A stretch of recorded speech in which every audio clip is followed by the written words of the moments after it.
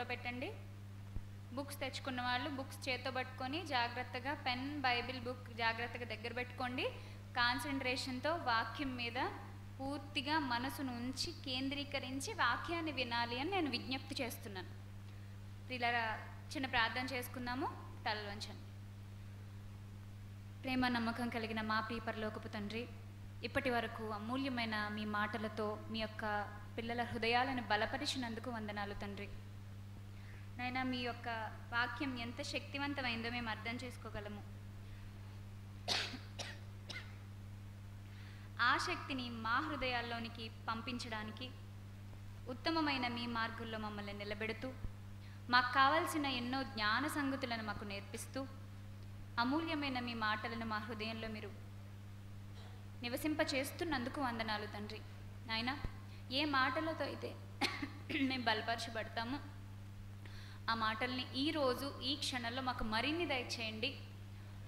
అలాగే తండ్రి, రావాల్సిన వాళ్ళు ఎవరైనా ఉంటే వాక్యం కోసం ఆరాటపడుతూ వారు చక్కగా ముందుకి కొనసాగి రావడానికి కృప చూపించండి.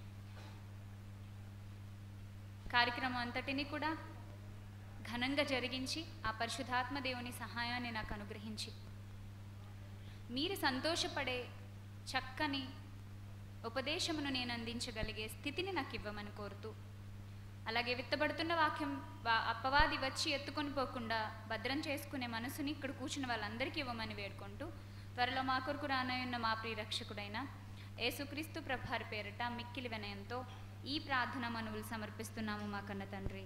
ఆమేన్. కూడి వచ్చిన మీ అందరికీ మన రక్షకుడు మన ప్రభు అయిన యేసుక్రీస్తు ప్రభువారి పేరిట నా వందనాలు తెలియజేస్తున్నానండి. దేవుడు తన మహాకృపను బట్టి మనందరినీ కూడా కాచి కాపాడి మరొకసారి ఈ విధంగా సజీవులుగా మనందరం ఆయన మాటలతో మన హృదయాలను నింపుకోవడానికి ఆయన మనకిచ్చిన ఈ గొప్ప ఐశ్వర్యానికి బట్టి ఈ యొక్క తరుణానికి మనం ఆయన ఎంతగానో స్తుతించాలి. గత వారం అంటే నేను వచ్చిన ఈ నెలలో మొదటి వారం చాలా అమూల్యమైన సంగతులు నేర్చుకున్నాం కదండి. సో విన్న వాళ్ళందరూ కూడా తమ యొక్క హృదయమందు పొడవబడిన వారే కొంతమంది వాక్యానికి లోబడి సత్యమునకు విధేయులవ్వడం ఎలాగో నేర్చుకున్నామని చెప్పి తెలియజేశారు. మీ స్పందనకి సంతోషం. అయితే వాక్యం ఎప్పుడైతే వినబడుతుందో అప్పుడే వెంటనే మనం స్పందిస్తుంటాం చాలాసార్లు. అవును కదండి? చాలాసార్లు చాలామంది చెప్పిన మాటలు వింటూ ఉంటాం, చాలామంది ఉపదేశాలు ఇస్తూ ఉంటారు. అయితే కింద కూర్చొని లేదా సెల్ ఫోన్ పట్టుకుని విని మనం అవతల సైడ్ నుంచి మార్కులు వేస్తూ ఉంటాం కదా.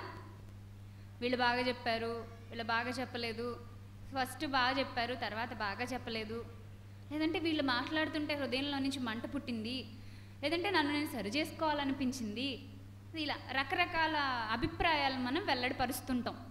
అయితే కొన్నాళ్ళకే అభిప్రాయాల్లోంచి బయటకు వచ్చేస్తాం.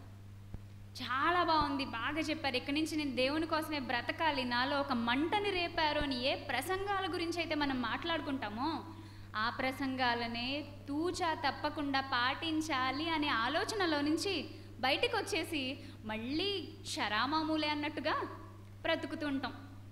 అంటే ఏం జరుగుతుంది? ఎందుకు తీసుకున్న నిర్ణయానికి ఒక విశ్వాసి కట్టుబడి ఉండలేకపోతున్నాడు? తేడా ఎక్కడ జరుగుతుంది? ఆలోచిద్దాం ప్రియులారా. ఈరోజు గత వారం మనం ఒక అమూల్యమైన వచనంతో మన పాఠాన్ని మొదలు పెట్టుకున్నాం కదండి. ఎవరికైనా గుర్తుందా ప్రియులారా ఆ వచనం? ఎవరికైనా గుర్తుందా? ఒక వచనాన్ని చూపించి దేవుడు రాయించే హెచ్చరికలు ఇంత బాగుంటాయా? వెరీ గుడ్, థ్యాంక్ యూ అండి. ఏంటండి ఆ వచనం? తెస్సలోనికేయులకి పౌలు గారు రాసిన మొదటి పత్రిక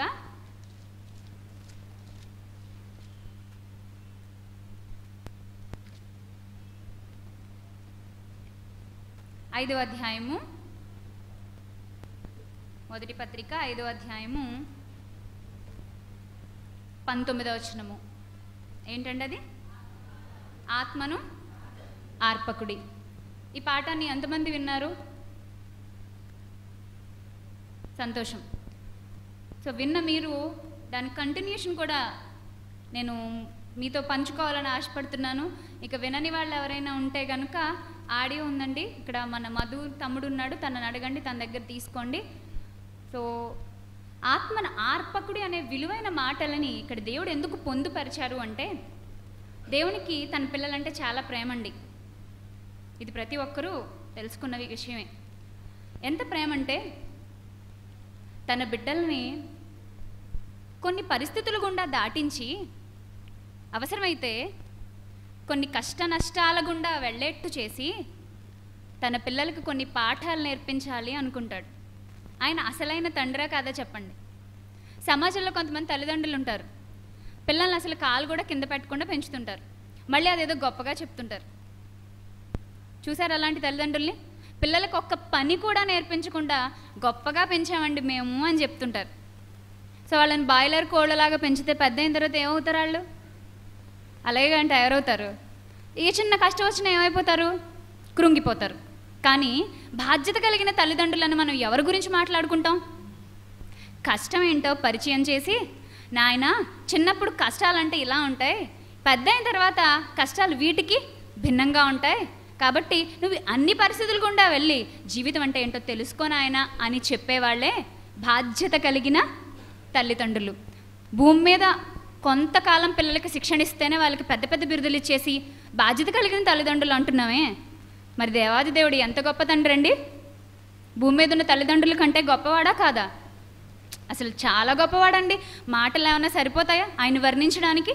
ఆయన ప్రేమను వివరించడానికి మన బ్రతుకు సరిపోతుందా? లేదండి. అలాంటి గొప్ప తండ్రి తన పిల్లలకి ఎన్ని గొప్ప హెచ్చరికలు రాయించాడో ఒక్కసారి ఆలోచించండి. ఆత్మను మీరు ఆర్పకుడి, ఆత్మను ఆర్పకండి. ఆత్మ చాలా విలువైంది, ఆత్మ చాలా శక్తివంతమైంది. ఆత్మ యొక్క విలువైన పాత్ర పాత నిబంధన గ్రంథం నుంచి ఎంత గొప్పగా ఉందో మనం గత వారం నేర్చుకున్నాం. ఆత్మ మనకి సహాయం చేస్తాడు అని నేర్చుకున్నాం. బాప్తిస్మం పొందిన ప్రతి ఒక్కరిలో ఆత్మ నివాసం ఉంటున్నాడు అని నేర్చుకున్నాం. ఎలాంటి బాప్తిస్మం? ఎలాంటి బాప్తిస్మం? రేపొద్దున్న పెళ్ళి, ఇవాళ పాస్టర్ గారు పెళ్లి కూతుర్ని పెళ్లి కొడుకుని తీసుకెళ్ళి కాలువలో ముంచి తీసుకొచ్చేశారు. ఆ బాప్తిస్మం చెల్లుతుందా? పెళ్లి మీద ఆలోచనలతో ఏదో తీసుకోమన్నారు కదా అని నీళ్ళ దగ్గరికి వెళ్ళి తీసుకునే బాప్తిస్మం అసలు చెల్లుబాటే కాదు. సర్టిఫికెట్ల కోసం బాప్తిస్మం. చుట్టూ ఉన్నవాళ్ళు ఏంటి నువ్వు ఇంకా బాప్తిస్మం తీసుకోలేదా తీసుకోలేదా తీసుకోలేదా అని అడుగుతుంటే బాగుండదు కదా అని చెప్పి వాళ్ళ కోసం తీసుకునే బాప్తిస్మం. సో ఇలాంటి ఈ టైప్ ఆఫ్ బాప్తిస్మాలు చూసారుగా మీరు? కన్నారా విన్నారా? మీరు అందరూ కని ఉంటారు, విని ఉంటారు కదండి. సో ఇలాంటి బాప్తిస్మాలు అయితే చెల్లవు. ఇలాంటి బాప్తిస్మములు పొందిన వారిలో పరిశుద్ధాత్ముని యొక్క ప్రవేశము జరగదు, నివాసము లేదు, సందేహం లేకుండా చెప్పొచ్చు. మరి పరిశుద్ధాత్మని యొక్క నివాసం ఎవరిలో ఉంటుందని మనం తెలుసుకున్నామండి. అపోస్తుల కార్యములు 2వ అధ్యాయంలో పేతురు గారు మాట్లాడుతూ అంటారు, ఇది ఒక వరం వలె మీకు ఇవ్వబడింది, అది మీకును మీ పిల్లలకును మీ పిల్లల పిల్లలకును ఒక వాగ్దానము, దేవుడిచ్చిన గొప్ప వాగ్దానము. ఏంటండి అది? పరిశుద్ధాత్ముడు. ఎంత ఎంత గొప్పవాడండి అసలు. ఆయన గురించి చెబుతుంటేనే ఒళ్ళంతా పులకరించిపోతుందండి. ఒక పరవశానికి లోనవుతున్నానండి నేను ఆయన గురించి చెప్పేటప్పుడు. ఆయన అంటే నాకు చాలా చాలా ఇష్టం అండి. ఎందుకంటే సృష్టి ఆరంభం నుండి ఆయన పడుతున్న శ్రమ, సృష్టి ఆరంభం నుండి ఆయన మనుషుల కోసం దేవుని మాటను బట్టి పరితపిస్తున్న విధానం, పవిత్రులుగా చేసే క్రమంలో పరిశుద్ధాత్మని యొక్క గొప్ప పాత్ర మనం అర్థం చేసుకోవాలి ప్రియులారా. క్రైస్తవ జీవితం అంటే ఏదో అమ్మా నాన్న చర్చికి వెళ్తున్నారు కాబట్టి నేను కూడా వెళ్ళిపోవడం మొదలు పెట్టేశాను అని చాలామంది అజ్ఞానంతో క్రైస్తవ్యంలో కొనసాగే వాళ్ళు ఉన్నారు. మేము కూడా ఒకప్పుడు అలా వెళ్ళిన వాళ్ళమే. అందరికీ భక్తి, మాకు ఇదొక భక్తి.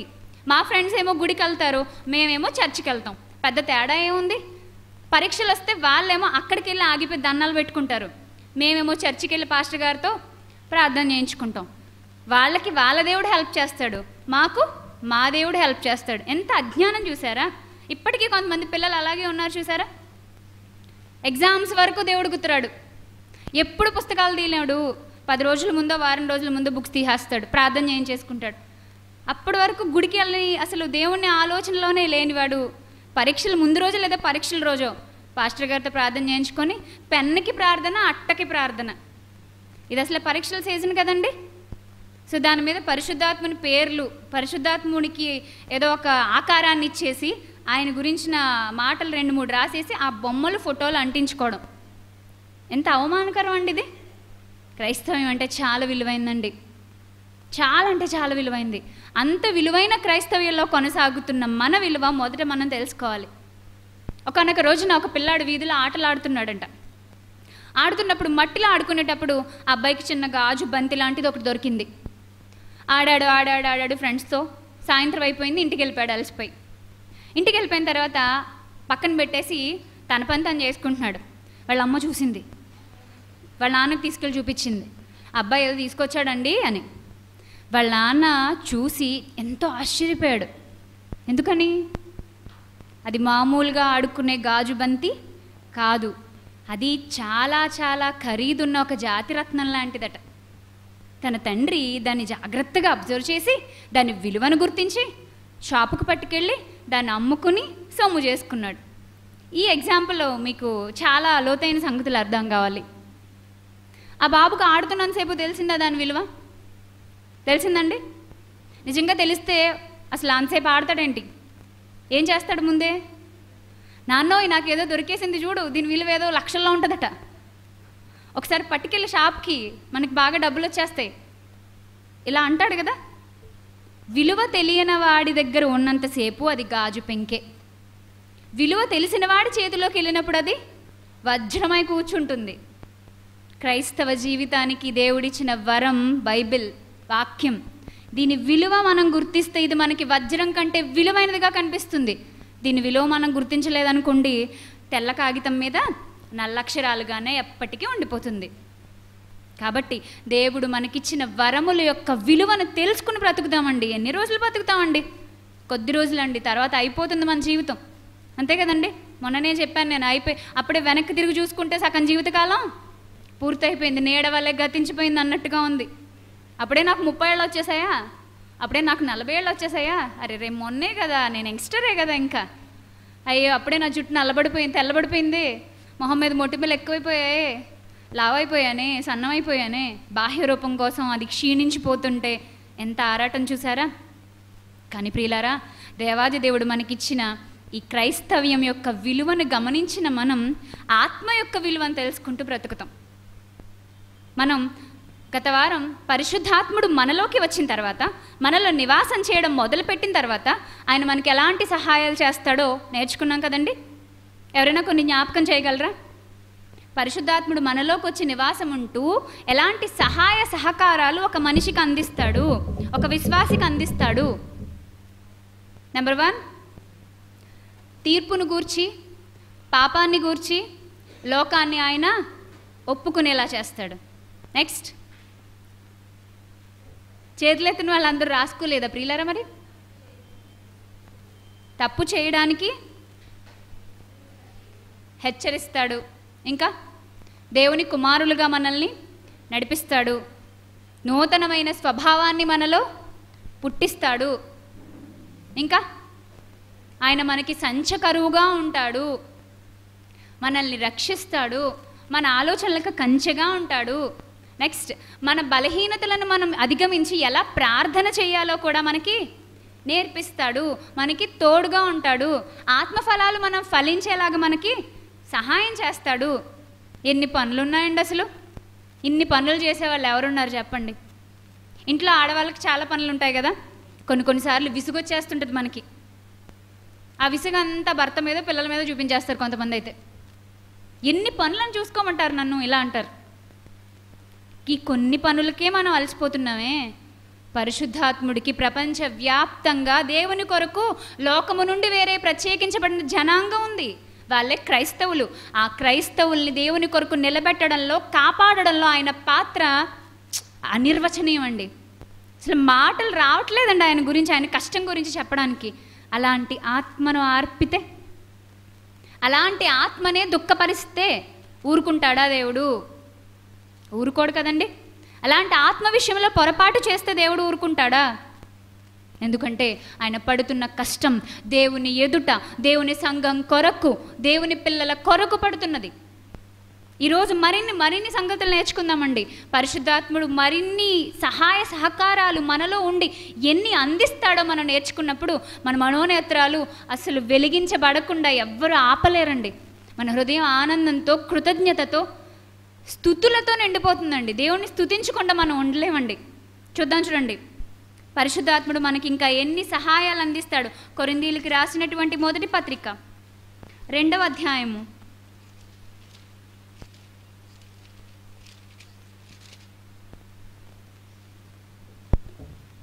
13 నుంచి చదువుదామండి. 12 నుంచి చదువుదాం. దేవుని వలన మనకు దయచేయబడిన వాటిని తెలుసుకొనుటకై మనము లౌకికాత్మను కాక దేవుని యొద్ద నుండి వచ్చు ఆత్మను పొంది ఉన్నాం. నిజమేనా? ఒప్పుకుంటారా? దేవుని యొద్ద నుండి వచ్చే ఆత్మనేగా మనందరం పొందుకున్నాం. ఓకే, సో ఆత్మ కెపాసిటీ ఏంటి మరి? చూడండి, మనుష్య జ్ఞానము నేర్పు మాటలతో కాక ఆత్మ సంబంధమైన సంగతులు సరిచూచుచు ఆత్మ నేర్పు మాటలతో వీటిని గూర్చి ఏమేమో బోధించుచున్నాము. ప్రకృతి సంబంధి అయిన మనుష్యుడు దేవుని ఆత్మ విషయములను అంగీకరింపడు. అవి అతనికి ఎలా ఉంటాయి? వెర్రితనంగా ఉంటాయి. అవి ఆత్మానుభవము చేతనే వివేచింపదగును గనుక అతడు వాటిని గ్రహింపజాలడు. ఆత్మ సంబంధి అయిన వాడు అన్నింటినీ వివేచించును, కానీ అతడెవని చేతనైనను వివేచింపబడడు. ఎంత లోతైన మాటలండి అసలు. ఆత్మ లౌకికాత్మ కాదు, మనకి ఇవ్వబడింది. దైవాత్మని దేవుడు మనకి ఇచ్చాడు. ఆత్మ ఎలాంటి సామర్థ్యం కలిగిన వాడటండి? చూడండి ఏమంటున్నాడు. ఆత్మ మనుష్య జ్ఞానం నేర్పు మాటలతో కాక ఆత్మ సంబంధమైన సంగతులతో సరిచూచుచు ఆత్మ నేర్పు మాటలతో వీటిని గూర్చి ఏమేమో బోధించుచున్నాము. బోధలో పరిశుద్ధాత్ముని పాత్ర చాలా విలువైంది తెలుసా మీకు? సమాజంలో బోధకులకు కొదవేమీ లేదు. బోల్డ్ మంది ఉన్నారు, చాలామంది ఉన్నారు. అయితే అందరి బోధల్లోనూ పరిశుద్ధాత్ముడు ప్రముఖ పాత్ర పోషిస్తున్నాడా? Question mark. వెంటనే మనం ఏం చెప్తాం? సమాధానం లేదు అంటాం. మరి ఏ జ్ఞానాన్ని వాళ్ళు వాడుతున్నారు అక్కడ? మనుష్య జ్ఞానాన్ని, లౌకికాత్మను ఉపయోగించి బోధ చేద్దాము అనుకుంటున్నారు. అలాంటి బోధలు ఫెయిల్ అయిపోతాయి ప్రియులారా. ఒకవేళ తాత్కాలికంగా లక్షల మంది జనాన్ని తీసుకొచ్చి కూర్చోబెట్టి హాల్లో నింపొచ్చేమో, కానీ దేవుని రాజ్యానికి చేరేవారు మాత్రం చాలా తక్కువ మంది ఉంటారండి. ఆ బోధ వల్ల నిజమైన బోధ ఎప్పుడు దేవునికి ఫలాలు తీసుకొచ్చి పెడుతుంది. ఆ బోధలో ఎక్కువ మంది మనుషులు ఉండకపోవచ్చు, కానీ నిజమైన బోధ దేవునికి సంతోషాన్ని మిగులుస్తుంది. అది ఎవరి వల్ల జరుగుతుంది? పరిశుద్ధాత్మని వల్లనే జరుగుతుంది. ఇంకా మరొక మాట చూద్దామండి. పక్క పేజ్, ఆ పేజ్లోనే 3వ అధ్యాయము 16వ వచనం అండి. మీరు దేవుని ఆలయమై ఉన్నారని, దేవుని ఆత్మ మీలో నివసించుచున్నాడని మీరు ఎరుగరా? ఎవడైనను దేవుని ఆలయమును పాడు చేసిన యెడల దేవుడు వానిని పాడు చేయను. దేవుని ఆలయం పరిశుద్ధమైనది, మీరు ఆలయమై ఉన్నారు. మీరు దేవుని ఆలయమై ఉన్నారు. ఏది దేవుని ఆలయం? మనమే దేవుని ఆలయం. మనమే దేవుని ఆలయం అయినప్పుడు, ఆ దేవుని ఆలయంలో పరిశుద్ధాత్ముడు నివాసం చేస్తున్నప్పుడు, ఆ పరిశుద్ధాత్ముడు మనకిచ్చే సహాయం ఎంత బాగుంది చూసారా? మనల్ని మరింత పరిశుద్ధులుగా నిలబెట్టే క్రమంలో ఆయన ఎంతో గొప్పదైన పాత్ర పోషిస్తాడట. ఇక్కడ మీరు పెన్ పెట్టండి. దీనికి రిలేటెడ్గా ఈ మాటని చక్కగా ప్రతిబింబించేలాగా ఇంకొక మాట చూపిస్తాను ఇప్పుడు నేను. ఎఫెసీయులకి పౌలు గారు రాసిన పత్రిక 2వ అధ్యాయము 18 చూడండి. ఎక్కువ రెఫరెన్సెస్ ఉంటాయండి, దయచేసి తొందరగా ఫాలో అవ్వండి. ఆయన ద్వారానే మనం ఉభయులను ఒక ఆత్మ యందు తండ్రి సన్నిధికి చేరగలిగి ఉన్నాము.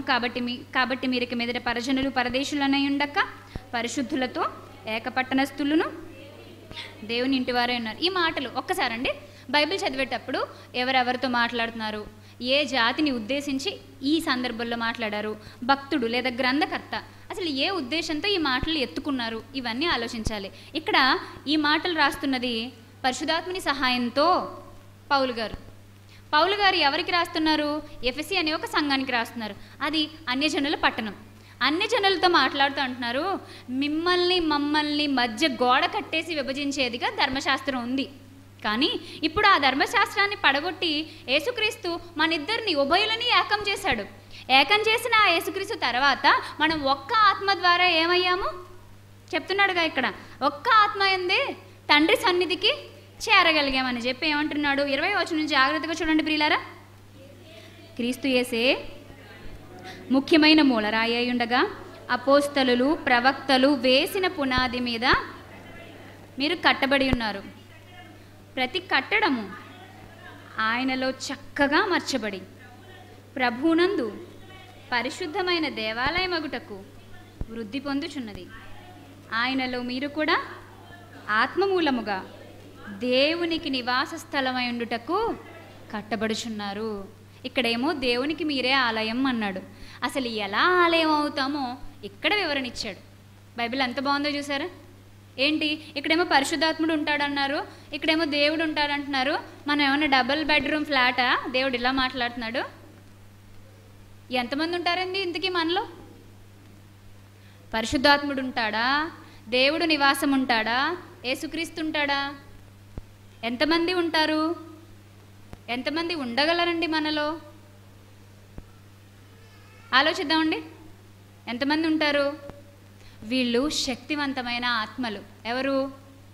దేవుడు, పరిశుద్ధాత్ముడు, యేసుక్రీస్తు. ముగ్గురు ఒక్కరే అనే బోధలు కూడా ఉన్నాయండి సమాజంలో కదా.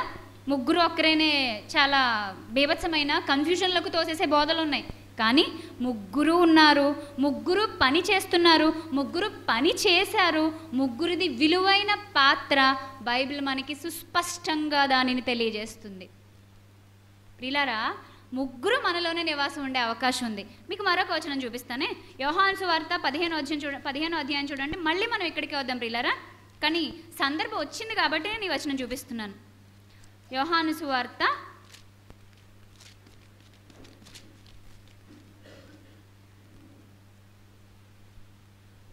14వ అధ్యాయము 23వ వచనము. యోహాను సువార్త 14వ అధ్యాయం 23వ వచనము.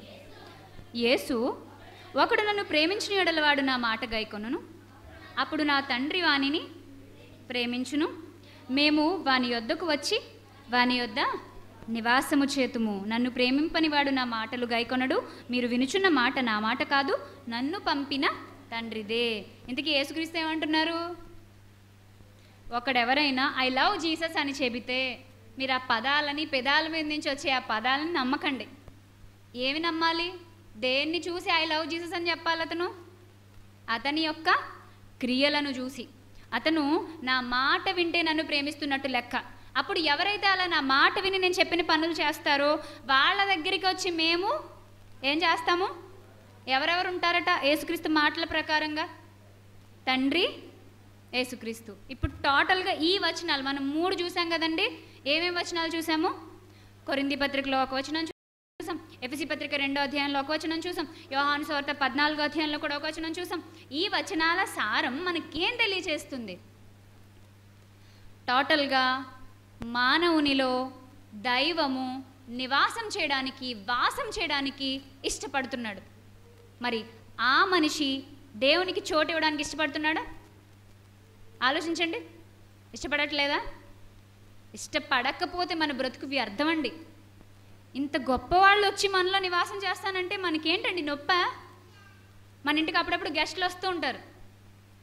మనకంటే గొప్ప స్థాయిలో ఉన్నవాళ్ళు, అధికారంలో కానీ, అందల్లో కానీ, హోదాలో కానీ, పరపతిలో కానీ గొప్ప స్థాయిలో ఉన్నవాళ్ళు మన ఇంటికి వచ్చారనుకోండి, మనం ఏం చేస్తాం? వచ్చేలోపే ఇల్లంతా నీట్గా సర్దేస్తాం, వాళ్ళకి కావాల్సినవన్నీ రెడీ చేసేస్తాం, ఇష్టమైన పదార్థాలన్నీ సిద్ధపరిచి ఉంచుతాం కదండి.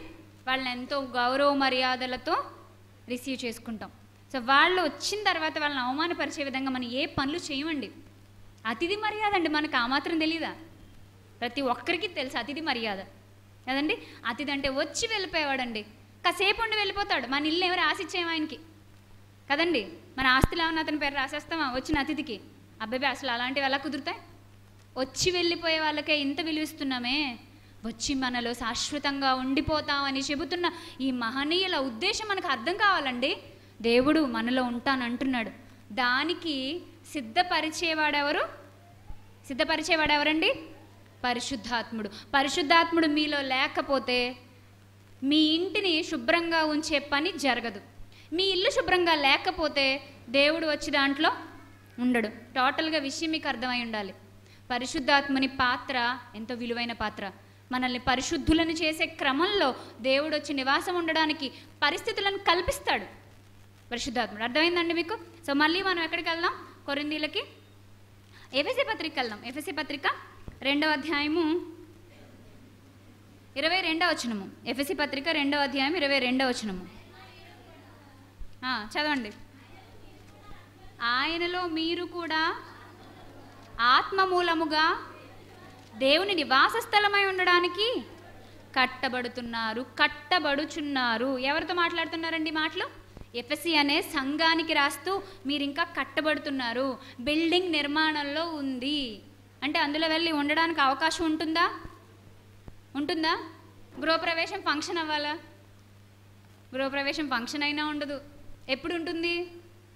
ఇంటిలోకి వెళ్ళి టోటల్గా ఉండడానికి కంఫర్ట్స్ అన్నీ సెట్ చేసుకున్న తర్వాత, సౌకర్యవంతంగా చేసుకున్న తర్వాత, అన్ని పనులు చేయించుకుని అప్పుడు మనం ఇంట్లోకి వెళ్ళి అక్కడ వంట చేసుకోవడం మొదలు పెడతాం కదండి.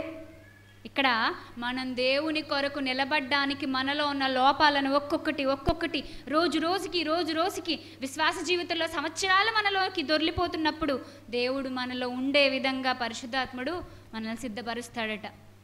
ఎంత గొప్ప పాత్ర అండి! మామూలు చిన్న విషయం అండి అదేమన్నా కాదు ప్రియులారా. చాలా అమూల్యమైన పాత్ర అండి పరిశుద్ధాత్మది. చూద్దామండి, ఇంకా చాలా ఉన్నాయి మన కోసం. రోమపత్రిక 15వ అధ్యాయము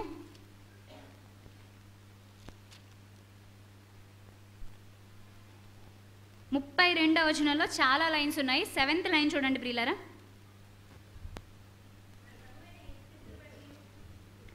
మన ప్రభు అయిన యేసుక్రీస్తుని బట్టి, ఆత్మ బలని ప్రేమను బట్టి మిమ్మును బతిమాలు కొనుచున్నాను. సమాధానకర్తయగు దేవుడు మీ అందరికీ తోడైండును కాక. మన ప్రభు అయిన యేసుక్రీస్తుని బట్టి, ఆత్మ వలన ప్రేమను బట్టి మిమ్మల్ని ఏం చేస్తున్నాను? బతిమాలుకుంటున్నాను. ఆత్మ వలన మనలో ఏం కలుగుతుంది? ప్రతి పాయింట్ ఇంపార్టెంటేనండి, జాగ్రత్తగా నోట్ చేసుకోండి. ఆత్మ, పరిశుద్ధాత్మ మనలో ఉంటే మనం ఏ మూర్తులుగా మారుతాం? ప్రేమమూర్తులుగా మారుతామండి. ప్రేమమూర్తులుగా మారుతాం. ఒకప్పుడు మనలో అంత ప్రేమ ఉండకపోవచ్చండి, కానీ కొన్నాళ్ళకి ఉన్నతమైన ప్రేమ మనలో ఫలిస్తుంది. ఒక వ్యక్తి గురించి సందర్భంలో నేను మాట్లాడాలి మీతో. బైబిల్లో ఒక వ్యక్తి ఉన్నాడండి. ఒకప్పుడు అతని జీవితం ఏంటో తెలుసా? దొంగగా, దోచుకున్నవాడిగా గుర్తింపు పొంది, జనుల చేత త్రోసివేయబడి ఖైదు చేయబడినవాడు. అయితే ఆ ఖైదు చేయబడిన అతను ఖైదులోకి వెళ్ళిన తర్వాత ఒక మంచి సహవాసాన్ని పొందగలిగాడు. అతనే పౌలు గారితో పాటు జీవితాన్ని కొనసాగించిన ఎవరో చెప్తారా? ఎవరండి? బర్నబాకి ఏమన్నా దొంగ చరిత్ర ఉందా? నాకు తెలియదండి.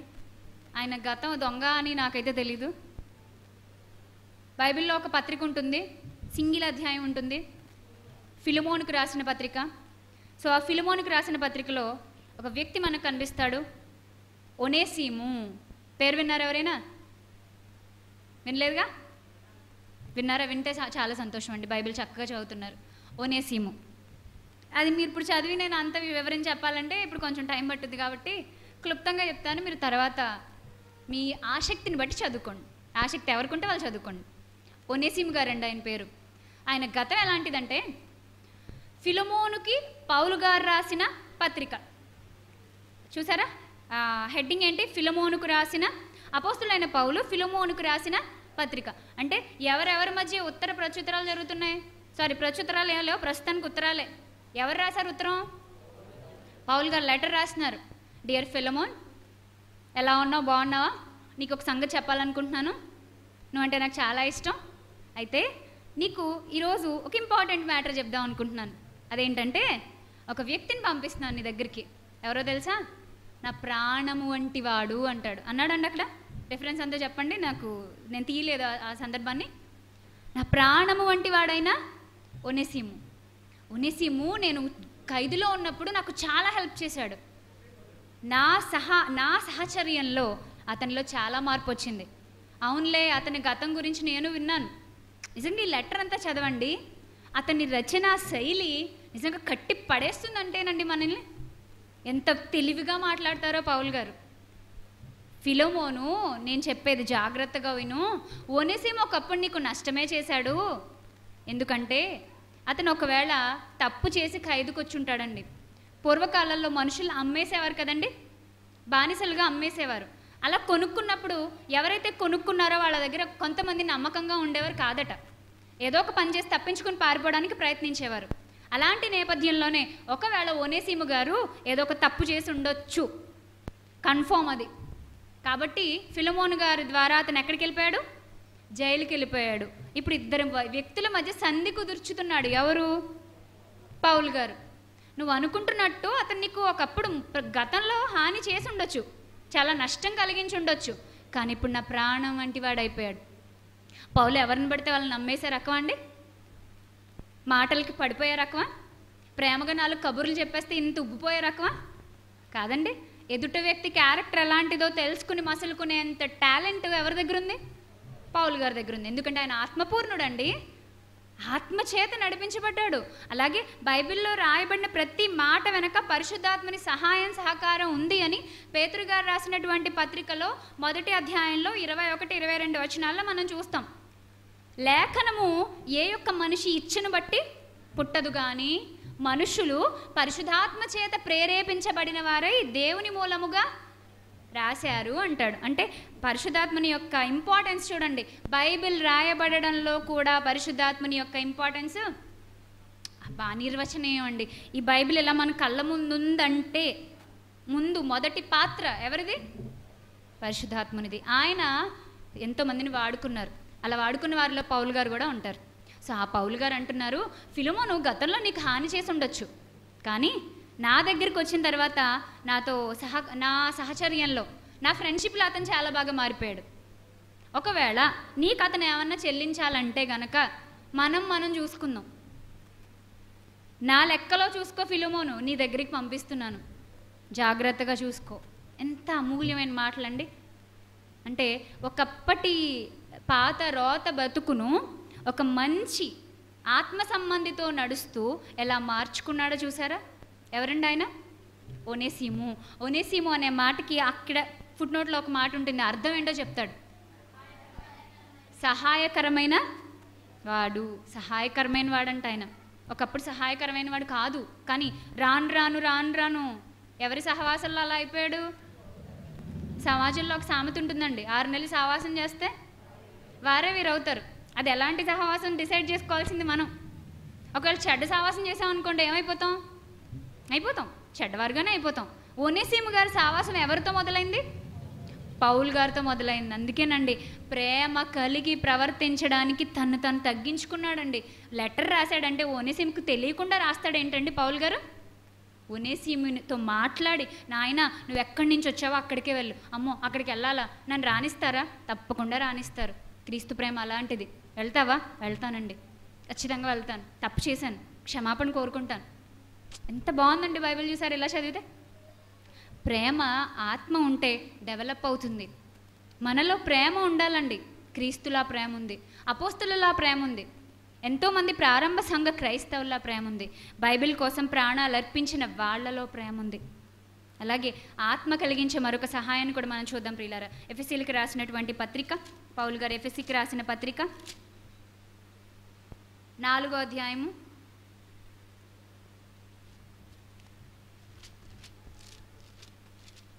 1వ వచనం నుంచి చూద్దామండి. కాబట్టి మీరు సమాధానం అని బంధము చేత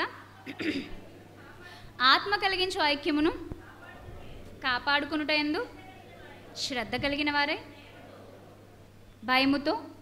ప్రేమతో ఒకనినొకడు సహించుచు మీరు పిలువబడిన పిలుపునకు తగినట్లుగా దీర్ఘశాంతముతో కూడిన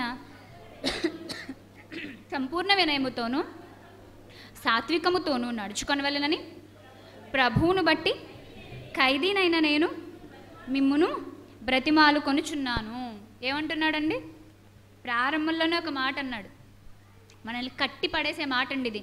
కాబట్టి సహోదరులారా, మీరు సమాధానం అనుబంధము చేత, సమాధానం అనే బంధము చేత ఆత్మ కలిగించు ఐక్యమును కాపాడుకున్నవారే. ఆత్మ ఏం కలిగిస్తాడు? ఏం కలిగిస్తాడండి? ఐక్యతను కలిగిస్తాడట. ఈరోజు చాలా సంఘాల్లో ఐక్యత లేదు అంటే ఏంటి కారణం? ఐక్యత మిస్ అయిపోతుంది అంటే ఏంటండి కారణం? అక్కడ ఎవరి పాత్ర లేదు? పరిశుద్ధాత్మని పాత్ర లేదు. నిజమే కదండి. నాలో పరిశుద్ధాత్ముడు ఉన్నాడు, నా సోదరులోనూ కూడా పరిశుద్ధాత్ముడు ఉన్నాడు. ఆమె ఏదో ఇంట్లో ఉన్న కొన్ని సమస్యలను బట్టి చికాకులో నన్ను ఏదో ఒక మాట అనేసింది అనుకుందాం కాసేపు. నేను వెంటనే ఊగిపోయి రెచ్చిపోయి ఆవిడ నన్నెందుకు అనాలి అనే అహంభావంతో తిరిగి మళ్ళీ నేను అనేసాను. ఇక ఈ విషయం మా ఇద్దరి మధ్య ఉండకుండా వేరొకళ్ళ దగ్గరికి వెళ్ళిపోయింది. వాళ్ళ దగ్గర నుంచి వేరొకళ్ళ దగ్గరికి, వాళ్ళ దగ్గర నుంచి వేరొకళ్ళ దగ్గరికి. అప్పుడు ఐక్యత ఏమైనా బాగుంటుందా? ఇద్దరి మధ్య బంధం ఏమైనా బాగుంటుందా? అదే పరిశుద్ధాత్ములు ఉన్న వాళ్ళు ఎలా ఆలోచిస్తారో తెలుసా? ఇద్దరిలోనూ పరిశుద్ధాత్ముడు ఉంటే ఎలా ఆలోచిస్తారో తెలుసా?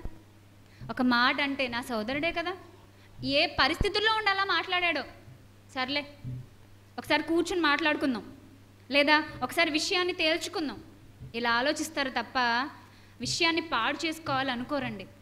దేవునికి ఐక్యత అంటే చాలా ఇష్టం అండి. అందుకే పాత నిబంధన గ్రంథంలోని ఒక కీర్తనలో ఒక అద్భుతమైన మాట ఉంటుంది, సహోదరుల ఐక్యత కలిగి ఉండుట ఎంత మేలు ఎంత మనోహరము. తర్వాత ఎవరైనా చెప్పగలరా? తర్వాత కంటిన్యూ చేయగలరా ఎవరైనా? ఎందుకు ఇది బాగా చెప్పేశారంటే, చాలా క్యాలెండర్స్ మీద, సీనరీస్ మీద, కొన్ని చెక్కతో చెక్కినటువంటి ఫొటోస్ మీద ఇవి బాగా కనిపిస్తాయి. సహోదరుల ఐక్యత కలిగి ఉండుట ఎంత మేలు ఎంత మనోహరము. అది తల మీద పోయబడి ఎంత బాగుంటుందంటే అండి ఆ పోలిక. అహరోను గడ్డం మీద నుంచి కారి అంగీ మీదకి కారి ఆ నిలువుటంగి మీద నుంచి కాళ్ళ వరకు జారి ఆ చుట్టూ వ్యాపించిన ఆ పరిమళ సువాసన వలె మనోహరంగా ఉంటుంది. అలాగే కొండ మీద నుంచి జారిపడే, కొండ మీద మనోహరంగా కనబడే, సుమధురంగా వినిపించే ఆ మంచు యొక్క ఆ పోలిక వలె ఉంటుంది. దేవుడికి ఇంత ఇష్టం అండి ఐక్యత అంటే. మనకేమో కష్టం కదా. పలానా వాళ్ళు అంతేనండి, పని చేయడానికి ఆరాటపడతారండి. పలానా వాళ్ళు ఇంతేనండి, ఓవర్గా చేస్తారండి, వాళ్ళు మాట్లాడితే వినలేమండి, వీళ్ళని చూడలేమండి. సంఘంలో ఐక్యత లోపిస్తుందండి. ఏంటి కారణం ప్రియులారా? ఆత్మ యొక్క పాత్ర సరిగ్గా ఉండట్లేదు కాబట్టే సంఘంలో ఏం లోపిస్తుంది? ఐక్యత లోపిస్తుంది. అహంభావాలు పెరిగిపోతున్నాయి, ఈగోస్ పెరిగిపోతున్నాయి. నేనే గొప్పగా కనబడాలని పనిచేసే వాళ్ళు కొందరు, నాకే గొప్ప రావాలని పనిచేసేవాళ్ళు మరికొందరు. నా దేవుణ్ణి గొప్ప చేద్దాం, మహిమ పరుద్దాం అనుకున్నప్పుడు అసలు ఈగోస్ ఎక్కడుంటాయండి? ఉండో ప్రియులారా. అలాంటి ఆలోచన భావజాలాన్ని ఎవరు పుట్టిస్తారు మనలో ఉండి? పరిశుద్ధాత్ముడు పుట్టిస్తాడు. ఒక్కొక్క చోట మనకు అవమానాలు ఎదురైనా మనకు బాధ అనిపించదండి. ఎందుకంటే నా తండ్రి కోసం నేను పనిచేశాను, నేనెందుకు బాధపడాలి? ఫలం ఎవరిస్తారు? మనుషులు ఇస్తారా? ఒకవేళ మనుషులు ఇచ్చే ఫలాలు, మనుషులు ఇచ్చే పొగడ్తలు మనకి శాశ్వతంగా ఉంటాయా? ఉండవండి. మనుషుల మెప్పు కాదండి మనం కోరాల్సింది. ఎవరు మెప్పు కోరాలి? దేవుని మెప్పు కోరాలి. ఇక పరిశుద్ధాత్ముడు చేసే మరింత అమూల్యమైన మరొక సహాయ సహకారం ఒకసారి చూద్దాం. చూడండి, కొరింథీయులకు రాసిన రెండవ పత్రిక 3వ అధ్యాయము. కొరింథీయులకు రాసిన 2వ పత్రిక 3వ అధ్యాయము 3వ వచనం నుంచి జాగ్రత్తగా చదువుదాం ప్రియులారా. రాతి పలకల మీద కానీ సిరాతో కానీ రాయబడక మెత్తని హృదయములు అను పలకల మీద జీవము గల దేవుని ఆత్మతో మా పరిచర్య మూలముగా వ్రాయబడిన క్రీస్తు పత్రికై ఉన్నారని మీరు తేటపరచబడుచున్నారు. ఈ వచనం ఎవరికైనా పరిచయమా ప్రియులారా? పరిచయం అయితేనండి మీరు నిజంగా పరవశించిపోతారు. ఎంత బాగుంటుందండి వచనం అర్థమైతే. పరిశుద్ధాత్ముడు ఎంత అమూల్యమైన పాత్ర పోషిస్తున్నాడంటేనట, పౌలు గారు అంటున్నారు కొరింథీ అనే సంఘానికి లేఖ రాస్తూ, సహోదరులారా మిమ్మల్ని చూసి మేము చాలా సంతోషిస్తున్నాం. మీరు ఎలాంటి వారంటే క్రీస్తు పత్రికలు మాకు మీరు అంటున్నాడు. క్రీస్తు పత్రికలు ఎలా రాయబడిన క్రీస్తు పత్రికలు? చాలా సమాజంలో మనకి పత్రికలు కనిపిస్తూ ఉంటాయి. పేపర్స్ మీద నల్లక్షరాలతో ప్రింట్ చేయబడినవి కనిపిస్తూ ఉంటాయి. దానికి సిరాని వాడతారు కదా, సిరాతో రాస్తారు. మనం కూడా రాసుకుంటున్నాంగా ఇప్పుడు, సిరాతో పెన్నుతో రాస్తున్నాం. అయితే అలాంటి రాతలు కాదు, మెత్తని హృదయములు అను పలకల మీద, మళ్ళీ చదువుదామా, చూడండి, రాతి పలకల మీద కానీ సిరాతో కానీ రాయబడక మెత్తని హృదయములు అను పలకల మీద జీవము గల దేవుని ఆత్మతో మా పరిచర్య మూలముగా వ్రాయబడిన క్రీస్తు పత్రికే మీరున్నారు. అబ్బా, ఎంత బాగుందండి. పౌలు గారు పరిచర్య ఎంత గొప్పగా జరిగిందో చెప్తున్నారు. పరిచర్య చేస్తున్నారు, ఆయన బోధ చేస్తున్నారు నిలబడి. అయితే అందరూ కూర్చుని వింటున్నారు. అందరూ ఖాళీ పేపర్లు అనుకుంటే ఒక్కొక్కరి హృదయాలు రాతి హృదయాలు కాకుండా మెత్తని హృదయాలు, దున్నబడిన హృదయాలు అనుకుంటే ఆ దున్నబడిన హృదయాల మీద, మెత్తని హృదయాల మీద దేవుని ఆత్మ అనే పెన్తో ఏం చేశారట ఈయన? ఎంత బాగుంది చేశారో పోలిక. మీరు ఎప్పుడైనా అలా రాసుకున్నారా దేవుని ఆత్మతో? నిజంగా దేవుని ఆత్మను కలిగిన వాడు ఎలాంటి విలువైన మాటలు విన్నా మనసులో పెట్టేసుకుంటాడండి. అసలు తప్పిపోడండి. ప్రతి మాటని విని, ప్రతి మాటని ధ్యానించి, ఆలోచించి మెత్తని హృదయం అనే పలక మీద ప్రింట్ వేసేసుకుంటాడు. వేసేసుకుని అవకాశం వచ్చినప్పుడు ప్రవర్తనలో చూపెట్టడానికి ఆలోచిస్తాడు. దేవుని కోసం ఒక క్రీస్తు పత్రికగా మారిపోతాడు. ప్రియులారా, సమాజంలో కొన్ని గ్రంథాలు ఉన్నాయి. బాటనీ కానీ, జువాలజీ కానీ, పిల్లలకు సంబంధించిన సైకాలజీ కానీ, ఇంకా రకరకాల గ్రంథాలు చాలా ఉన్నాయండి. వాటిలో ఒక్కొక్క గ్రంథాన్ని కనుక మనం చూసినట్లయితే దాంట్లో దొరకని విషయం అంటూ మనకి ఏది ఉండదు. ఎన్సైక్లోపీడియాస్ అంటారు. ఎప్పుడైనా విన్నారా? ఎన్సైక్లోపీడియా, ఈ పేరు విన్నారా? సో ఎవరైనా కాలేజ్లో కానీ స్కూల్లో కానీ బాగా చదివే పిల్లలు, బాగా టక్కున ఆన్సర్ ఇచ్చేసే పిల్లలు, చాలా షార్ప్గా ఉన్న పిల్లలు ఎవరైనా ఉంటే, ఓవర్గా ఆలోచించి తెలివిగా ఉన్న పిల్లలు ఎవరైనా ఉంటే వాళ్ళకి ఇలాంటి బిరుదులు ఇస్తారండి. వాకింగ్ ఎన్సైక్లోపీడియా అంటారు. ఒకసారి ఇంగ్లీష్లో నాకు బాగా మార్కులు వచ్చినప్పుడు మా ఇంగ్లీష్ మేడం నన్ను అలాగా సత్కరించారు. ఆ కొద్ది రోజులండి, తర్వాత ఏం లేదు. వాకింగ్ ఎన్సైక్లోపీడియా అంటారు. అంటే మనం ఒక సబ్జెక్ట్లో ఒక విధమైన ప్రావీణ్యతను మనం కనపరిచినప్పుడు అలాంటి బిరుదులు మనకి ఇస్తారు. ఎన్సైక్లోపీడియాస్ అంటే నడుస్తూ ఉన్న జ్ఞాన గ్రంథాలు అని అర్థం అట. మనం సజీవంగా ఉండి నడుస్తూ ఉన్న జ్ఞాన గ్రంథాలు అని అర్థం వాళ్ళ భాషలో. ఇప్పుడు ఇక్కడ ఏమంటున్నాడు? క్రీస్తు పత్రికలు. క్రీస్తు పత్రిక ఒక చోట కూర్చుని ఉండదు. గోడకు కొట్టేస్తే మేకులతో అతికించుని ఉండదు. పుస్తకంలో పెట్టేస్తే మడత పెట్టేసి అలా ఉండదు. మాట్లాడుతుంది, కూర్చుంటుంది, తింటుంది, తాగుతుంది, పడుకుంటుంది, లేస్తుంది, సంతోషిస్తుంది, ఏడుస్తుంది, ఆలోచిస్తుంది, దుఃఖిస్తుంది, నిద్రపోతుంది. ఏంటది? మనిషి అండి, విశ్వాసి. అంటే క్రీస్తు పత్రికగా మనం మారడానికి మన వెనకాల ఉండి, మనలో ఉండి మనకి సహాయం చేసేది ఎవరు? పరిశుద్ధాత్ముడు. ఎంత బాగున్నాయండి మాటలు అసలు. ఇంకా చూద్దామండి. సంచకరు అన్నాను కదా. కొరింథీయులకు రాసిన 2వ పత్రిక 5వ అధ్యాయము 5వ వచనం కూడా మీరు నోట్ చేసుకోండి ప్రియులారా. కొరింథీయులకు రాసిన 2వ పత్రిక 5వ అధ్యాయం 5వ వచనము. దేవుడే. నెక్స్ట్ జస్ట్ నోట్ చేసుకోండి చాలు. 3వ అధ్యాయంలో మనం 3వ వచనం చూసాం కదండి. 17వ వచనం కూడా చూడండి ప్రియులారా. ప్రభువే ఆత్మ, ప్రభు యొక్క ఆత్మ ఎక్కడ ఉండునో అక్కడ స్వాతంత్ర్యం ఉండును. మనమందరము ముసుకులేని ముఖముతో ప్రభు యొక్క మహిమను అద్దం వలె ప్రతిఫలింపచేయచ్చు, మహిమ నుండి అధిక మహిమను పొందుచు ప్రభువగు ఆత్మచేత ఆ పోలికగానే మార్చబడుచున్నాము. ఏమంటున్నాడు? ప్రభు యొక్క ఆత్మ ఎక్కడ ఉంటుందో అక్కడ ఏముంటుంది? ఏముంటుందండి? స్వాతంత్ర్యం ఉంటుంది. స్వాతంత్ర్యం. నిజమే ప్రియులారా. బాప్తిస్మం పొందిన తర్వాత ఆత్మ మనలో నివాసం చేస్తున్నప్పుడు తప్పులు చేసే అవకాశాలు మన కళ్ళ ముందుకు వస్తూ ఉంటాయి. మనల్ని పడగొట్టే అవకాశాలు మన చుట్టుముడుతూ ఉంటాయి. మన ఆలోచనలను తప్పించే అవకాశాలు మనకి ఎప్పుడూ ఎదురుగా ఉంటాయి, కాచు కూర్చుంటాయి. బాప్తిస్మానికి ముందటి కంటే ఎక్కువైపోతాయి. నిన్ను దేవునిలో నుంచి తప్పించే క్రియలు, ఆలోచనలు, అవకాశాలు ఒకదాని మీద ఒకటి నీ చుట్టూ అలుముకుంటూ ఉంటాయి. అయితే అప్పుడు కూడా నీకు స్వాతంత్ర్యం ఉంది. ఎలాంటి స్వాతంత్ర్యం? తప్పు చేసేసి ఇష్టానుసారంగా వెళ్ళిపోయే స్వాతంత్ర్యమా? ఇది తప్పు, ఇది తప్పుడు ఆలోచన, కాబట్టి నేను దేవుడిచ్చిన ఈ స్వాతంత్ర్యాన్ని దుర్వినియోగం చేసుకోకూడదు అని ఉన్నతంగా ఆలోచించే తత్వం ఏదైతే ఉందో అది ఎవరు పుట్టిస్తారు మనలో? పరిశుద్ధాత్ముడు. నిజంగా ఎంత బాగుంటుందండి పరిశుద్ధాత్మని పాత్ర గురించి ఆలోచిస్తుంటే. అసలు రాత్రంతా మాట్లాడుకున్న పూర్తయ్యేలాగలేదు, అంత ప్రధానమైన పాత్ర పోషిస్తున్నాడు. ఇంకా చూద్దాం ప్రియులారా.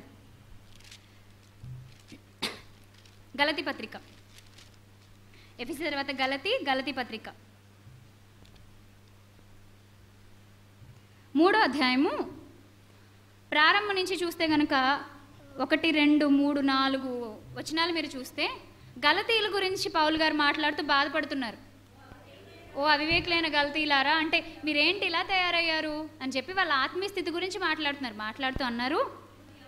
3వ వచనం అండి, మొదట ఆత్మానుసారముగా ఆరంభించి ఇప్పుడు శరీరానుసారంగా పరిపూర్ణులవుతారా? క్వశ్చన్ మార్క్ అడుగుతున్నాడు.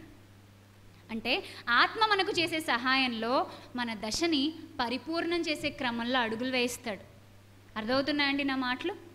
మనం మొదట ఆత్మానుసారంగా ఆరంభించి తర్వాత శరీరానుసారంగా ముగించడానికి ఆత్మ ఒప్పుకుంటాడా? పోనీ ఒప్పుకోడండి.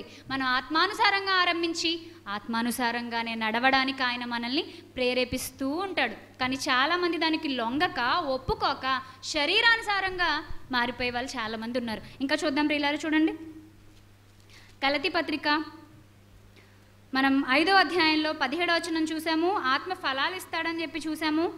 ఆత్మను అనుసరించి జీవించాలని మనం క్రమంగా నడుచుకునేలాగా ఆత్మ చేస్తాడని చూసాము. ఇక చివరి అధ్యాయం చూడండి ప్రియులారా, గలతీ పత్రిక 6వ అధ్యాయము 8వ వచనము. గలతీ పత్రిక 6వ అధ్యాయం 8వ వచనం. ప్రతి ఒక్కళ్ళు కూడా రిఫరెన్స్లు రాసుకోవాలి. దయచేసి ఇంటికి వెళ్ళిన తర్వాత మళ్ళీ మననం చేసుకోండి. రాసుకున్నవి వదిలేయకండి. ఏదో కూరగాయలు పొద్దు రాసుకున్నట్టు, కిరాణా సామాన్లు పొద్దు రాసుకున్నట్టు ఒక్కొక్కరు రాస్తారండి. అసలు ఎందుకు రాస్తారో అర్థం కాదు. ఏం వచనాలు ఎందుకు అసలు కొరింథీ నుంచి గలతీకి ఎందుకు వెళ్ళారమ్మ అంటే ఏమో తెలియదు, రాశాను అంతే. కొంతమంది అయితే ఇక్కడే పడేసి వెళ్ళిపోతారు. ఎవరు ఈ తుడిచే వాళ్ళు ఏరుకోవాలంతే. చెబుతున్నది మనం అర్థం చేసుకోవడానికి మెత్తని హృదయములనే పలకల మీద మనం వాటిని ముద్రించుకోవాలి. కాబట్టి చూడండి, ఎలాగనగా తన శరీరేచ్ఛలను బట్టి విత్తువాడు తన శరీరము నుండి క్షయమనే పంట కోయును, ఆత్మను బట్టి విత్తువాడు ఆత్మ నుండి నిత్య జీవం అనే పంటకు వస్తాడు. అంటే నిత్య జీవం అనే పంటని మనకిచ్చే విత్తనాలు విత్తిస్తాడట మనతో. అర్థమైందా? నిత్య జీవం అనే ఫలాలు మనం కోసుకోవాలంటే విత్తనాలు వేయాలిగా. వరి పంట మీకు రావాలండి, వరి 40 బస్తాలు 50 బస్తాలు చేతికి రావాలి రైతుకి. మొదట్లో ఎంత వేయాలి? ఒక 1/2 బస్తా. ఏం వేయాలి? గోధుమలు వేసి వరి పంట కోసుకుందాం అంటే కుదురుద్దా? జొన్నలు వేసి రాగుల కోసం వెతికితే కుదురుద్దా? అరికలు వేసి సామల కోసం వెతికితే కుదురుద్దా? వరేసినప్పుడు వరి కోసమే వెతకాలి. పరిశుద్ధాత్మని పాత్ర చూడండి ఎంత బాగుందో. నిత్య జీవం అనే పంట మనం కోసుకోవడానికి మనల్ని విత్తనాలతో విత్తింపచేసేలాగా ప్రేరేపిస్తాడు. అవి ఏం విత్తనాలట?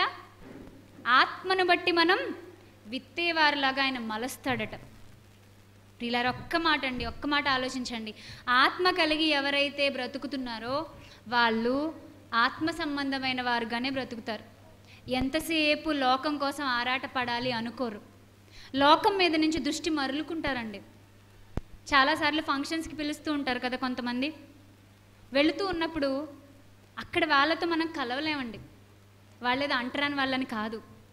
వాళ్ళ ఆలోచన విధానం వేరు, మన ఆలోచన విధానం వేరు. గంటల తరబడి అక్కడ వాళ్ళతో గడపాలి అంటే మనకి సరైన జోడి ఉండాలి. అక్కడ సరైన జోడి ఉండాలి. బైబిల్లో కూడా ఒక చక్కని మాట ఉంటుంది, చూపిస్తాను. కొరింథీయులకు రాసిన పత్రిక ఇందాక మనం చూసినట్టున్నాం కదా, 1వ అధ్యాయము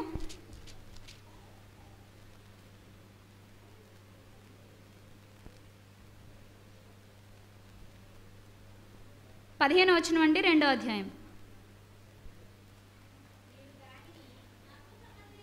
ఆత్మ సంబంధి అయిన వాడు అన్నింటినీ వివేచించును గాని అతని ఎవని చేతను వివేచింపబడడు. అన్నింటినీ వివేచిస్తాడండి. ఆత్మ సంబంధి అయిన వాడు ఆత్మ సంబంధమైన సంగతుల మీద ఏముంచుతాడు? మనస్సును ఉంచుతాడట. ఇక్కడ ఆత్మ సంబంధమైన వాతావరణం లేదనుకోండి, నిజంగా ఆత్మతో కొనసాగేవాడు 5 నిమిషాలు కూడా ఉండలేడండి. చాలామంది సోదరులు నాతో ఈ మాటలు చెప్తూ ఉంటారు. పలానా చోటకి వెళ్ళాల్సి వచ్చిందండి, ఒక 10 రోజులు వాక్యానికి దూరంగా ఉన్నామన్న బాధండి, మనసులో పశ్చాత్తాపం వచ్చేసిందండి, అసలు ఆ వాళ్ళతో కలవలేకపోయామండి. మా ఆలోచనలు వేరు, వాళ్ళ ఆలోచనలు వేరు. అక్కడికి వచ్చి కూర్చున్నప్పుడు మా సంభాషణలు వేరు, వాళ్ళ సంభాషణలు వేరు. ఆలోచించండి. కానీ కొంతమంది ఆత్మ సంబంధులుగా కొనసాగుతూ ముసుగు వేసుకొని కొనసాగుతూ లోక సంబంధులతో భలే కలిసిపోతారండి. గంటల తరబడి మాట్లాడుతున్న బాధ అనిపించదు, నొప్పి అనిపించదండి మనసుకి. ఎక్కడ పశ్చాత్తాపం రాదు. అయ్యో నేను సమయాన్ని వృధా చేశానే అనే బాధ ఉండదు. కానీ పరిశుద్ధాత్మని కలిగిన వాడు మాట మాట్లాడాలంటే ఆలోచిస్తాడు. సమయాన్ని, టైంని వేస్ట్ చేస్తున్నామా? ఒక పక్క లోపల నుంచి మంట పుట్టేస్తుంది. ఏయ్ నువ్వు చేసేది తప్పు, వద్దు, నీకు ఇలా వద్దు, నీకు అవసరం లేదు, నువ్వు టైం వృధా చేస్తున్నావు. ఎందుకని? టక్కున వాక్యం గుర్తొచ్చేస్తుంది. దినములు చెడ్డవి కనుక మీరు అజ్ఞానుల వల్లే కాక సమయమును పోనీయక జ్ఞానుల వల్లే నడుచుకోండి. పొరపాటున గొడవలు అవుతున్నప్పుడు కోపం ఎక్కువైపోయి ఒక్క బూతు నోట్లోంచి వచ్చేసింది అనుకోండి, వెంటనే వచనం గుర్తొచ్చేసింది. ఎఫెసీ పత్రిక 4వ అధ్యాయంలో, బూతులైనను సరసోక్తులైనను మీరు నోట్లోంచి రానివ్వకండి, కృతజ్ఞతావచనమే మీరు ఉచ్చరింపవలెను.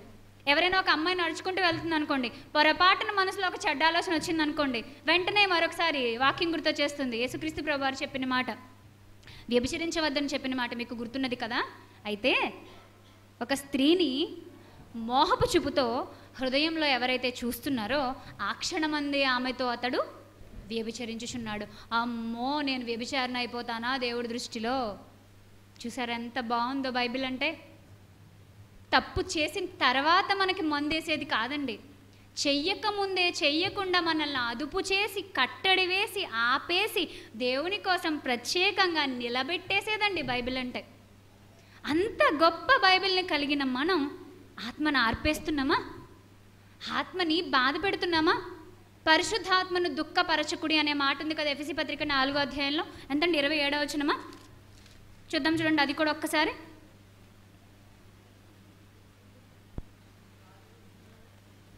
30వ వచనం అండి, 30వ వచనం. దేవుని పరిశుద్ధాత్మను దుఃఖపరచకుడి. దుఃఖపరచకుడి. దుఃఖపడ్డం అనేది ఎవరు చేస్తారు చెప్పండి? మనకి దుఃఖం ఉందా లేదా? ఏడుస్తామా? అబ్బో చాలాసార్లు. మనం అయితే బాగా ఏడుస్తాం. వీళ్ళ సంగతి ఏమో కానీ మనం బాగా ఏడుస్తాం లేడీస్ కదండి. దుఃఖపడ్డం అనేది మనకు బాగా అలవాటు. చిన్నదానికి దుఃఖపడ్డమే, పెద్దదానికి దుఃఖపడ్డమే. దుఃఖపడ్డం అంటే భావోద్వేగాలు ఉన్నవాడు కదా దుఃఖపడతాడు. ఇప్పుడు పరిశుద్ధాత్మనికి ఏమున్నాయి అన్నట్టు? పరిశుద్ధాత్మనికి ఏమున్నాయి? భావోద్వేగాలు ఉన్నాయండి. పరిశుద్ధాత్ముడు దుఃఖపడతాడు, పరిశుద్ధాత్ముడు బాధపడతాడు, పరిశుద్ధాత్ముడు ఆలోచిస్తాడు, పరిశుద్ధాత్ముడు ఆనందిస్తాడు, పరిశుద్ధాత్ముడు ఆరాధిస్తాడు. చూపించమంటారా? చూద్దాం చూడండి. ఎఫెసీ పత్రిక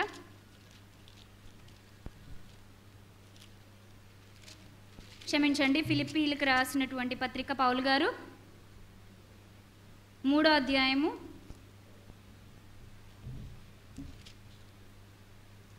3వ వచనం చూడండి.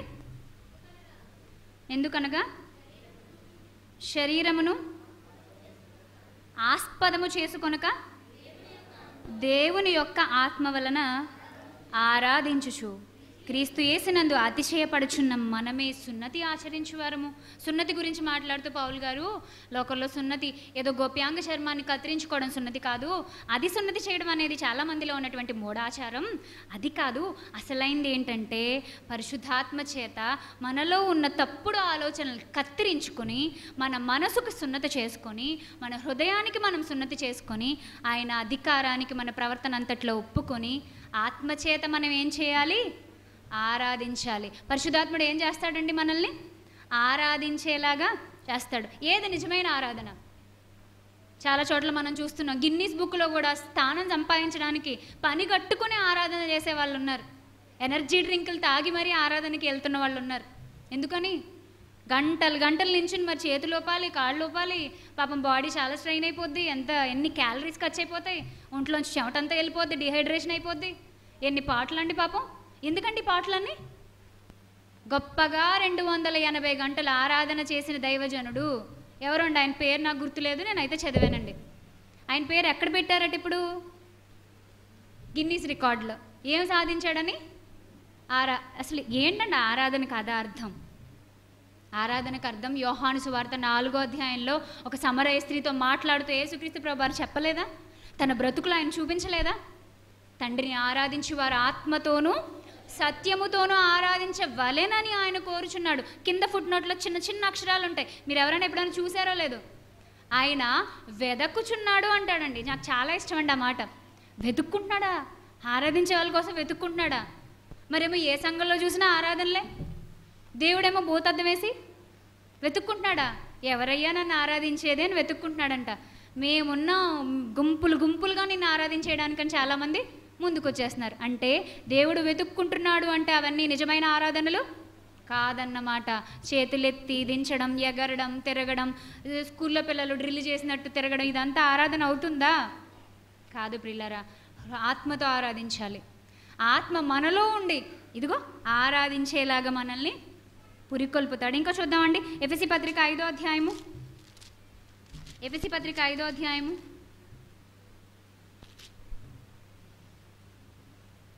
19వ వచనం అండి. 18 చూద్దాము. మరియు మద్యముతో మత్తులై ఉండకుడి, దానిలో దుర్వ్యాపారములు కలదు, అయితే ఆత్మపూర్ణులై ఉండుడి. ఏమంటున్నాడు? ఆత్మపూర్ణులై ఉండుడి.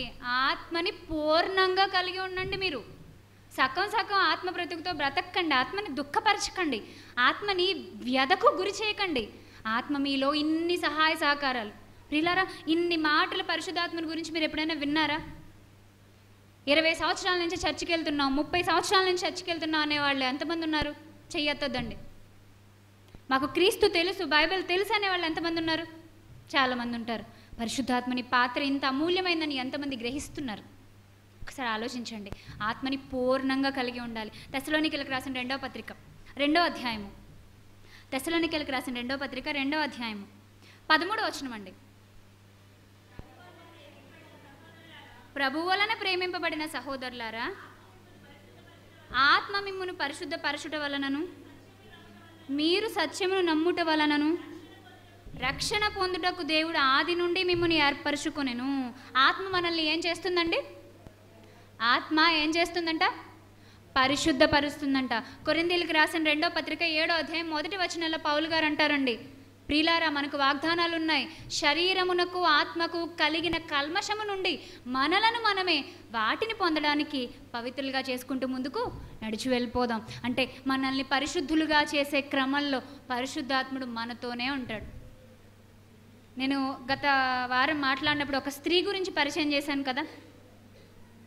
ఎవరికో వాక్యాన్ని పరిచయం చేయాలని తనే దిగజారిపోయి తన స్థితిని పాడు చేసుకొని మళ్ళీ వాక్యం ద్వారానే తన స్థితిని బాగు చేసుకొని ఈరోజు చక్కగా తన బ్రతుకుని దేవునిలో కొనసాగించుకుంటున్న ఆమెలో పరిశుద్ధాత్ముని పాత్ర ఎలా ఉంది అనే మీ ముందు పెట్టాను.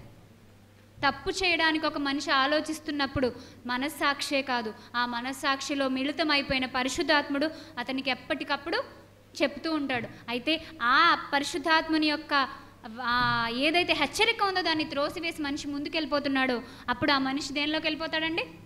పాపం చేయడానికి ఇంట్రెస్ట్ చూపించి తప్పుడు మార్గాల్లోనికి వెళ్ళిపోతాడు. కానీ పరిశుద్ధాత్మునికి విలువిచ్చేవారు పరిశుద్ధమైన మార్గాల్లో అడుగు వేయడానికి చాలా ఆసక్తి చూపిస్తారు. ప్రియులారా, యేసుక్రీస్తు ప్రభువారు కూడా మాట్లాడుతూ తన యొక్క వెలుగు గురించి మాట్లాడుతూ అద్భుతమైన మాటలు చెప్పారండి.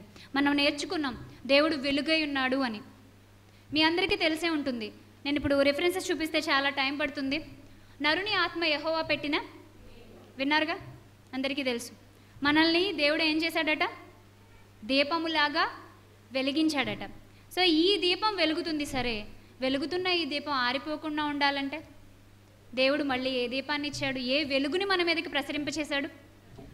యోహాను సువార్త 12వ అధ్యాయం. యోహాను సువార్త 12వ అధ్యాయం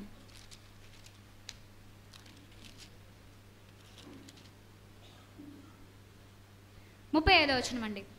యోహాను సువార్త 12వ అధ్యాయం 35వ వచనం, తొందరగా తీయాలి.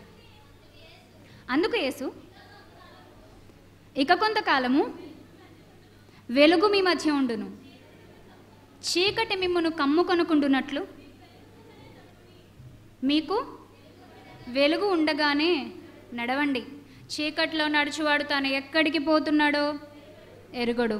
మీరు వెలుగు సంబంధులగునట్లు మీకు వెలుగుండగానే వెలుగునందు విశ్వాసం ఉంచుడని వారితో చెప్పాను.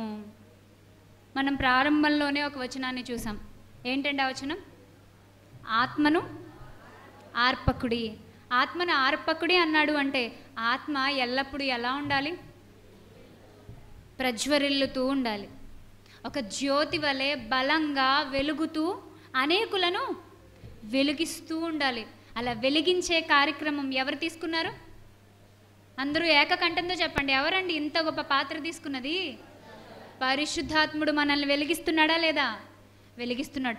ఆ పరిశుద్ధాత్ముని మనలో ఉంచుకొని మన ఆత్మను మనం వెలిగించుకోవాలా, మన ఆత్మను మనం ఆర్పుకోవాలా? వెలిగించుకోవాలి. ఆర్పుకుంటున్నాము అంటే మనం అజ్ఞానులమా జ్ఞానులమా? అజ్ఞానులమే కదండి. ఇక్కడ యేసుక్రీస్తు ప్రభువారు అంటున్న మాటలు చూడండి, వెలుగు మీ మధ్య ఉంటుంది. ఆ వెలుగును నేనే అన్నట్టు కూడా చాలా చోట్ల మాట్లాడతాడండి. వాక్యము వెలుగై ఉండెను అంటాడండి. ప్రియులారా, అంత గొప్ప వాక్యపు వెలుగులు మనలోనికి రావాలంటే దేవునికి లోబడి బ్రతుకుదామండి. యేసుక్రీస్తు ప్రభువారు భూమి మీద బ్రతికినప్పుడు తన యొక్క బోధన విధానం ఎలా ఉండేదంటే చాలా ఇంట్రెస్టింగ్గా, అద్భుతంగా ఉండేదండి. ఎక్కువ మీరు ఆలోచించారా? ఉపమానాలను ఎక్కువ తీసుకొని చెప్పారు ఆయన. యేసుక్రీస్తు ప్రభువారు చెప్పిన ఉపమానాల్లో ఏమేమి ఉన్నాయో ఎవరైనా ఒకసారి గుర్తు చేసుకుందామా? గుర్తు తెచ్చుకుంటారా? విత్తువాని ఉపమానం,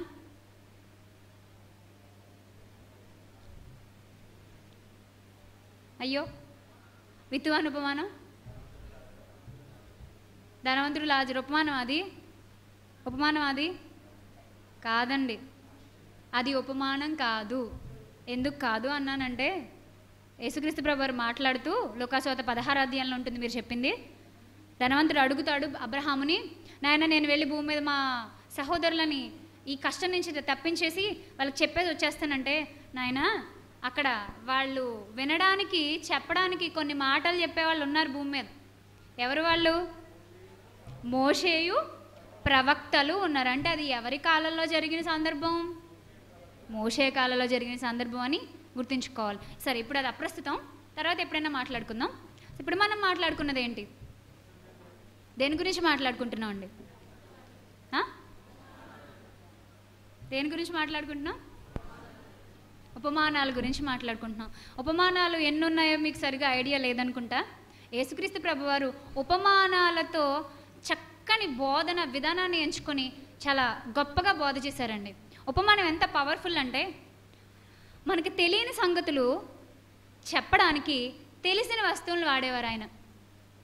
అందుకే విత్తువాని ఉపమానం. విత్తనాలు, రైతు, నేల, త్రోవ, పక్షులు, రాతి నేల, ముళ్ళ పొదలు, మంచి నేల, ఇవన్నీ తెలుసు కదండి అందరికీ.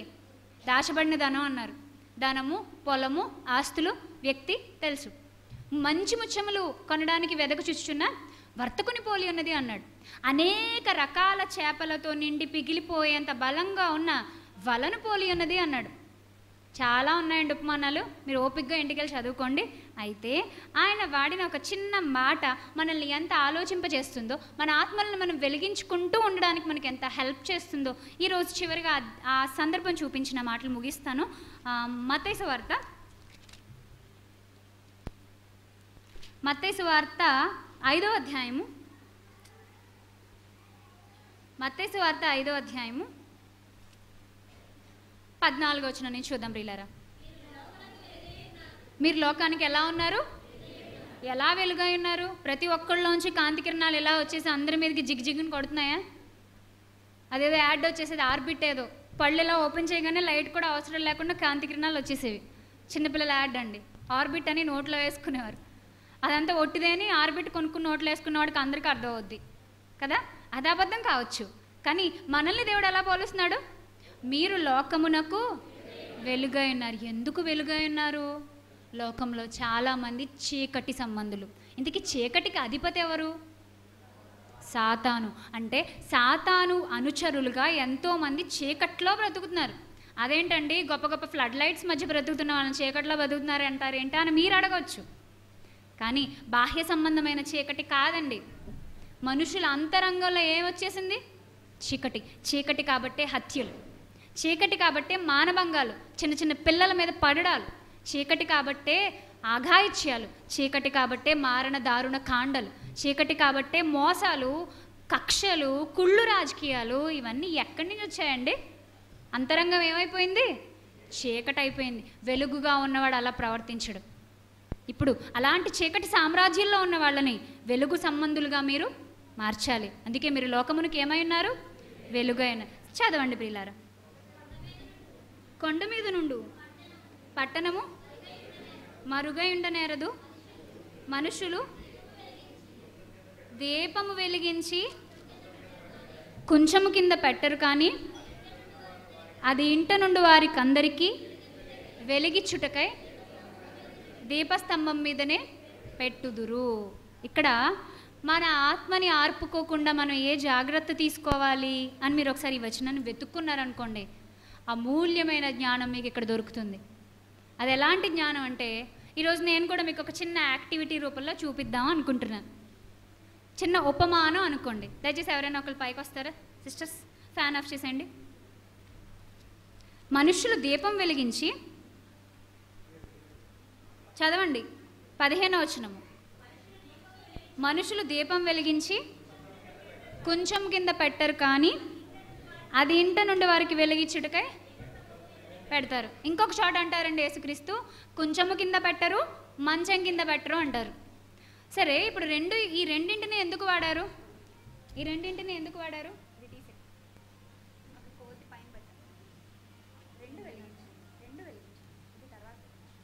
సో ఇప్పుడు కొంచెం అనే మాట ఎందుకు వాడారు మనం అర్థం చేసుకుందామండి. మంచం కింద పెడితే ఏమవుతుంది? మంచం కింద పెడితే ఏమవుతుందండి?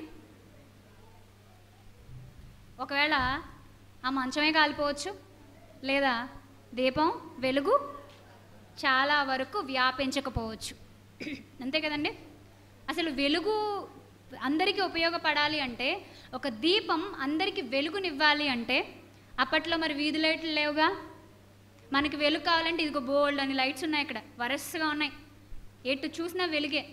మనకి ఇప్పుడు మొత్తం సిస్టమ్ మారిపోయింది, టెక్నాలజీ మారిపోయింది కాబట్టి టిక్ టిక్ వేసుకుంటే బోల్డ్ అంత వెలుగు వస్తుంది. కానీ పూర్వకాలానికి వెళ్ళండి, సాయంత్రం అయ్యేలోపు నాంతార్లు శుభ్రం చేసుకునేవారు, దానికి పట్టిన మసి వదిలించుకునేవారు. ఎందుకో తెలుసా? ఎవరికి తెలియదా లాంతర్లు అంటే? లాంతర్లని క్లీన్ చేసుకునేవారు క్లాత్తో. ఎందుకంటే మసి పట్టేసి లోపల ఉన్న కాంతి కిరణాలు బయటికి రాకుండా ఆ మసి ఆపేస్తుంది కాబట్టి. ఇక్కడ యేసుక్రీస్తు ప్రభువారు చెప్పిన ఈ అమూల్యమైన మాటలో ఉన్న గొప్ప సారం ఏంటంటే, ఈరోజు మనం చూద్దాం ప్రియులారా. ఇది మన ఆత్మీయ జీవితం అనుకుందాం కాసేపు. ఎవరైనా దీపాన్ని వెలిగించి అన్నారు. ఎవరైనా దీపాన్ని వెలిగించి అని యేసుక్రీస్తు చెప్పారు కదా.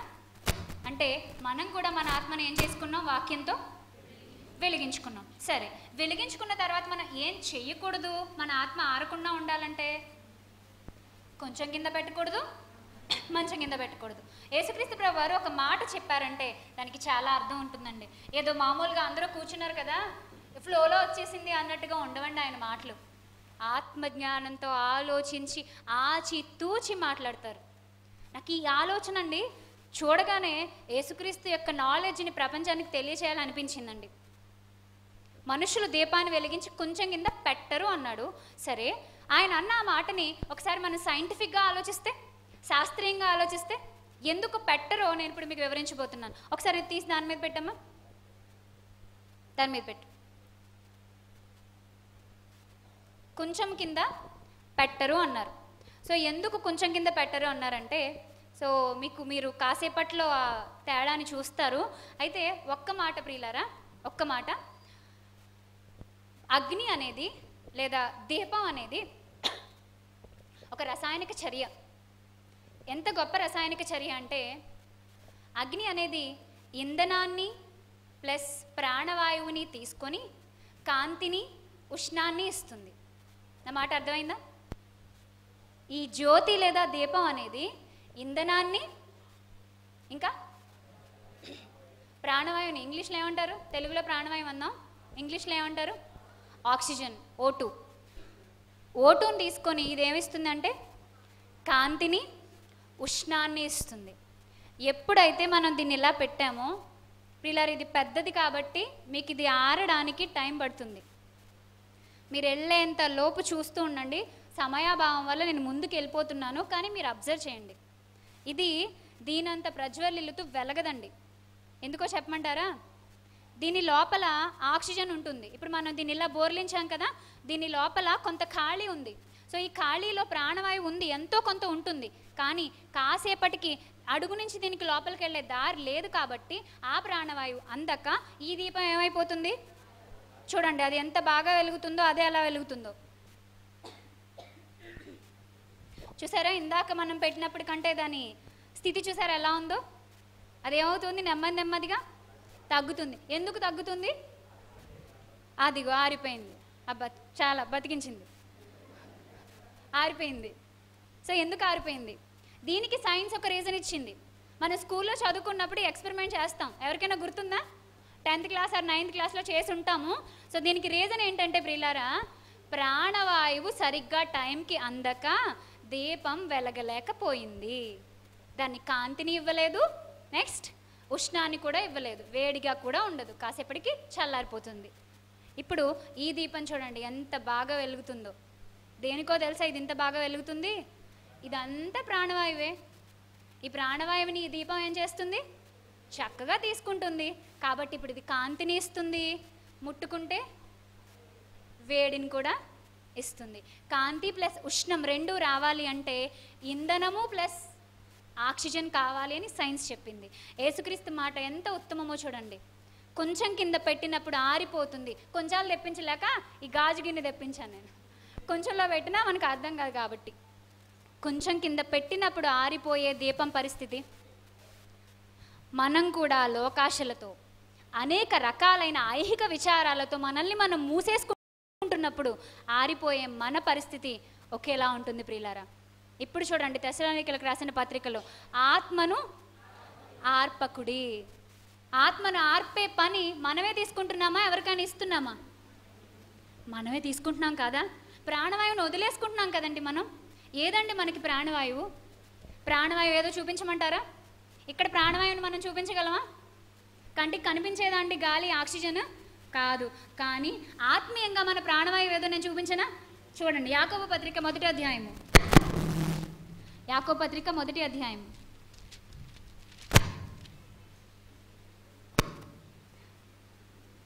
20-21.